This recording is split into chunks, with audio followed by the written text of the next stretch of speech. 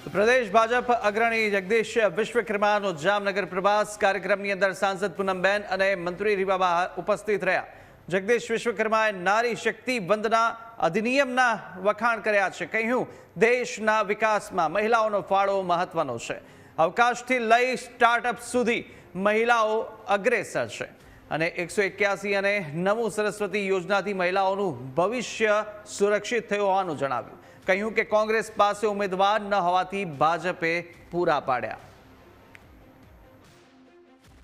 ભારતની દીકરીઓ અંતરિક્ષથી લઈ અને ખેલકૂદ સુધી અને સશસ્ત્ર દળોથી લઈ અને સ્ટાર્ટઅપ સુધીની એક ક્ષેત્રમાં પોતાની ક્ષમતા જ્યારે પુરવાર કરી રહી છે, ત્યારે ડ્રોન દીદી હોય, લખપતિ દીદી હોય કે ઉજ્જવલા યોજના જેવી યોજનાઓને દેશની કરોડો કરોડો બહેનોને એ આર્થિક સ્વતંત્રતા અને ગૌરવવંતું જીવન આપ્યું છે।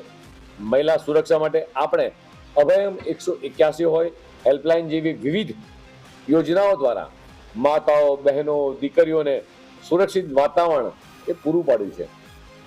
શિક્ષણ ક્ષેત્રે નમો લક્ષ્મી અને વિજ્ઞાન પ્રવાહની દીકરીઓ માટે નમો સરસ્વતી જેવી નવતર યોજનાઓ એ આપણે ભવિષ્યની મહિલાના લીડર્સને તો તૈયાર કરી રહ્યા છીએ। ગુજરાતની નારી આજે આર્થિક અને સામાજિક રીતે સશક્ત બની અને રાજ્યના વિકાસમાં પોતાનું અમૂલ્ય યોગદાન જ્યારે આપી રહી છે,